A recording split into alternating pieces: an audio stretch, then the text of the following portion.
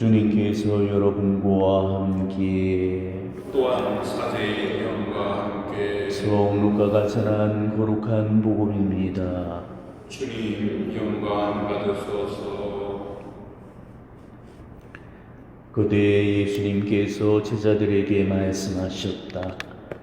해와 달과 별들에는 표징들이 나타나고 땅에서는 바다와 거센 파도 소리에 자지러진 민족들이 공포에 휩싸일 것이다.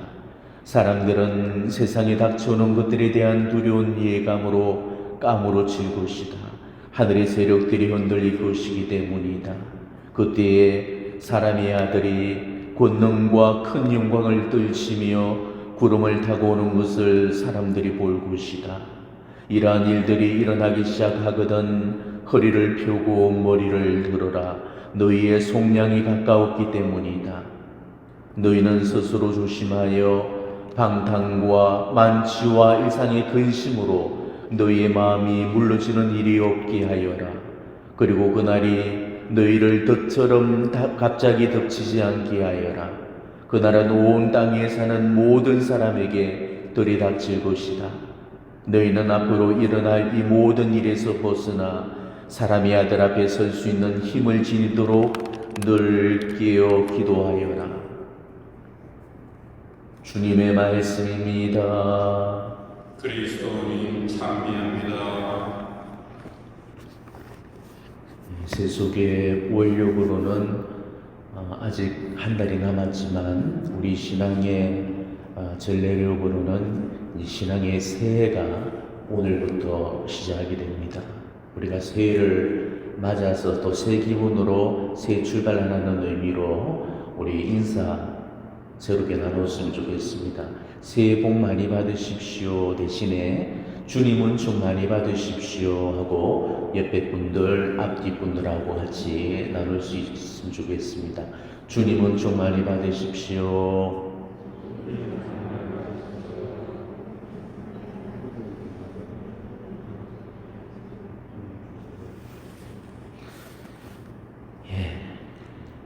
이제 대림 시기가 시작이 되었는데 여러분 대림이 무슨 뜻이죠?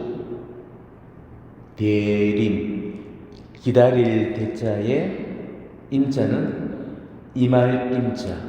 그러니까 구세주의 오심을 기다린다라는 뜻이에요. 우리가 적어도 대림이라는 의미는 알고 있어야죠. 영어로는 에드벤트고 라틴어 아드벤투스에서 나왔습니다. 이 아드벤투스라는 말은 도착 혹은 오다라는 뜻이에요. 도착하다, 오다라는 뜻. 그러니까 왜냐하면 우리 쪽에서 보면은 오시는 거고 예수님 쪽에서 보면은 도착하시는 거잖아요. 우리가 보는 이 대림 시기는 우리에게 이중적인 의미를 지니고 있어요. 오신 예수님을 기념을 하면서 전례 안에서 기다린다는 의미가 한 가지가 있고 또 오실 예수님을 기억하면서 우리 삶 속에서 기다린다는 의미가 있습니다. 그러니까 오신 예수님을 전례 안에서 연습하면서 앞으로 오실 재림하실 예수님을 우리 삶 속에서 기다리는 것, 이게 대림의 의미인 겁니다. 우리가 구세주로 오신 예수님을 기념하면서 전례 안에서 기다리는 것도 물론 중요하겠지만 심판주로 오실 예수님을 기억하면서 우리 삶 가운데 기다리는 것이 더 중요하다는 거죠. 그런데도 우리는 이 대림 시기를 성탄을 준비하는 시기 그 이상의 의미로는 잘 생각을 하지 않습니다. 물론 성탄을 잘 준비하기 위해서 대림 시기가 필요하겠지만 궁극적으로는 재림을 잘 준비하기 위해서 지금 이 대림을 우리가 살아내야 되는 겁니다. 그렇기 때문에 우리가 전례 안에서 기념하는 이 대림 시기가 단순히 성탄을 기다리면서 재내보는 그 차원에만 머물러서는 안 된다는 거죠. 예수님의 재림을 기다리면서 종말의 연습을 지금 해봐야 되는 시기입니다. 지금 우리는 전례상의 대림 시기를 보내고 있지만은 사실 지금이 진짜 대림 시기입니다. 왜냐하면 예수님은 머지않아서 지금 우리 시대에 곧 오실 거니까 지금이 역사상의 대림 시기인 거죠. 내 너희에게 다시 오겠다라고 약속하신 그 예수님의 재림 약속을 우리는 받아놓고 있습니다. 구약의 백성들이 약속된 구세주를 기다렸듯이 신약의 백성들인 우리는 이 약속된 심판주를 지금 기다리고 있는 겁니다. 그래서 우리는 사도신경을 바칠 때마다 그리로부터 산이와 죽은 이를 심판하러 오시리라 믿나이다 이렇게 고백을 하고 있잖아요. 그리고 미사 때마다 이 주님의 기도가 끝나면은 사제가 예수님의 재림을 고대하면서 복된 희망을 품고 예수 그리스도의 재림을 기다리게 하소서 이렇게 기도를 하죠. 즉 행복한 희망에 부풀어서 예수님이 어서 오시기만을 학수고대하면서 기다리고 있겠다라는 그런 뜻이에요. 자, 사제가 이 기도문을 바치고 나면은 여러분 이어서 어떻게 응답합니까? 주님께 나라와 권세와 영광이 영원히 있나이다. 그러면서 재림하실 주님께 영광과 찬미를 드리면서 주님을 맞이할 준비를 갖추겠노라고 약속을 드립니다. 자, 그렇다면 정말로 그 약속대로 지금 재림하실 주님을 영접할 그런 준비와 자세를 제대로 갖추고 있는가를 한번 성찰해 보셨으면 좋겠습니다. 여러분은 예수님 모시는 게 정말 기다렸습니까? 이거는 기다려져야 맞는 거죠. 그게 대림이잖아요. 오시든 말든 내가 알 바라고 생각한다면 그 사람은 지금 대림을 잘못 살고 있는 겁니다. 예수님은 오셔야 됩니다. 그리고 예수님은 빨리 오셔야 됩니다.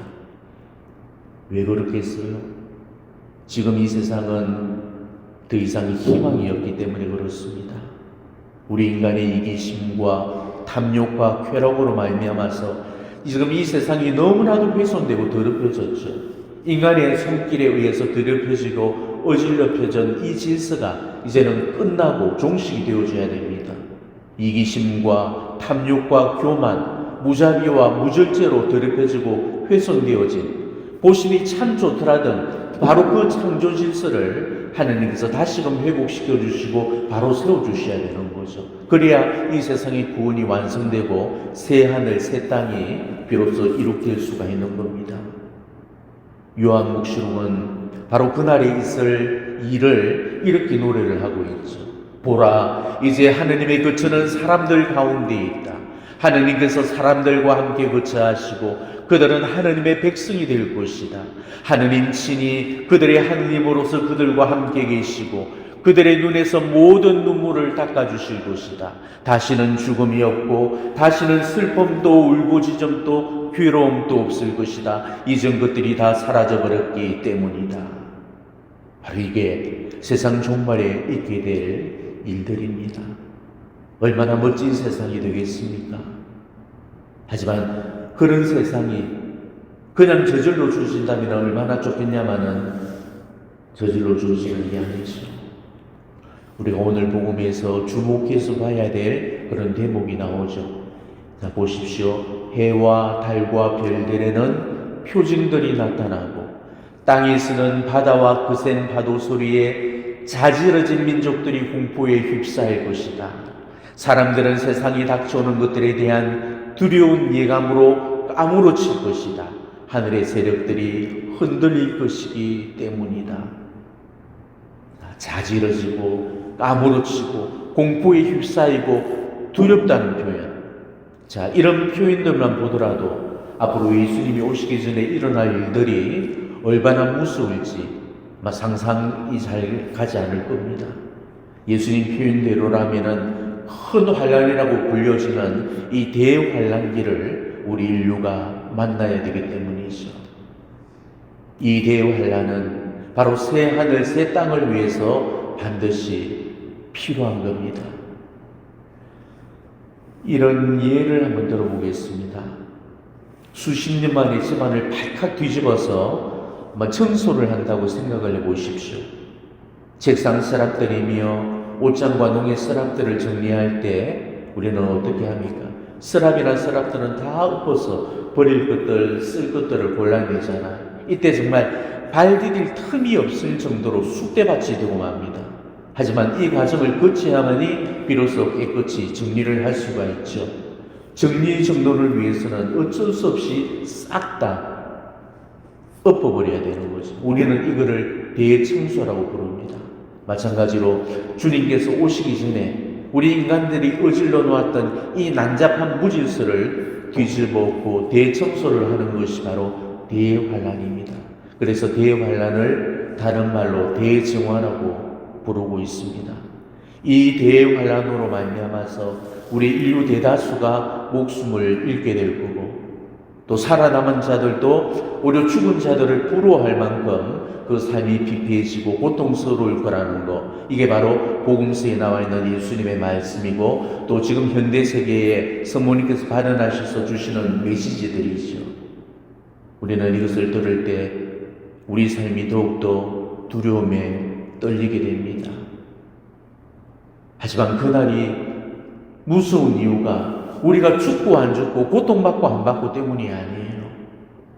예수님이 오시기 직전에 우리 인류에게는 회개할 마지막 기회가 주어지게 됩니다. 여러분이 마태복음 24장과 루카복음 27장을 읽어보게 되면 이런 표현들이 나오죠. 해와 달과 별들은 어떤 빛도 내지 않을 거고, 세상이 깜깜한 암흑 속에 들게 될 거고, 오로지 하늘에는 사람의 아들의 표징인 거대한 십자가만이 나타나서 우리 인류를 비추게 될 거라는 그런 기록이 나옵니다. 그리고 인류는 바로 그런 하느님의 빛 안에서 저마다 자기 삶을 바라보면서 깨닫고 뉘우치면서 마지막으로 회개의 기회가 주어질 거라고 성모님께서 말씀하셨습니다. 하지만 마지막 회개의 기회가 주어지는데도 또 불구하고 하느님의 마지막 자비까지 거절하는 완고한 사람들이 많을 거라고 하셨어요.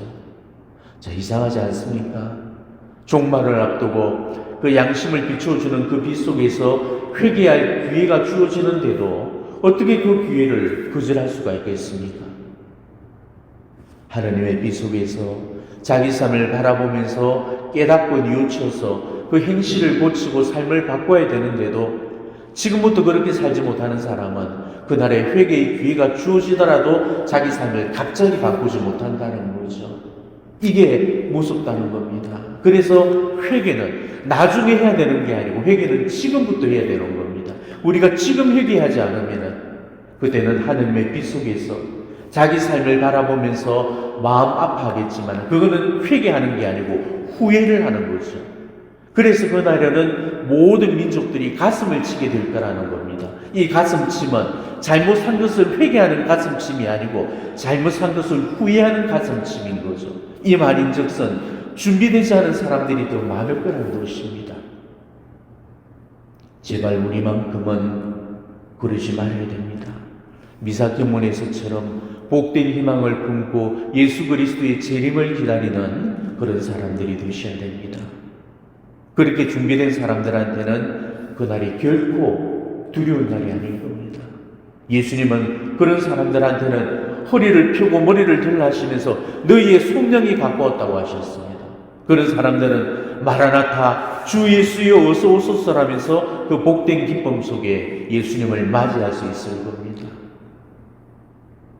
그렇다면 모든 민족들이 다 공포에 휩싸여서 자지러지고 두려운 예감에 까무러치게 될 때 그렇게 허리를 펴고 머리를 들 수 있게 하는 힘, 사람들답게 쓸 수 있게 하는 그 힘은 뭐겠습니까? 그게 바로 깨어있는 겁니다. 이게 우리가 살 대림의 주제예요. 기다리되 깨어서 기다리라는 겁니다. 깨어서 기다리라는 것. 오늘 복음 말씀 속에 종말 후적인 삶의 자세에 관한 답이 들어있죠. 예수님은 오늘 이렇게 말씀하셨습니다. 너희는 스스로 조심하여 방탕과 만취와 일상의 근심으로 너희의 마음이 물러지는 일이 없게 하여라. 그리고 그날이 너희를 덫처럼 갑자기 덮치지 않게 하여라.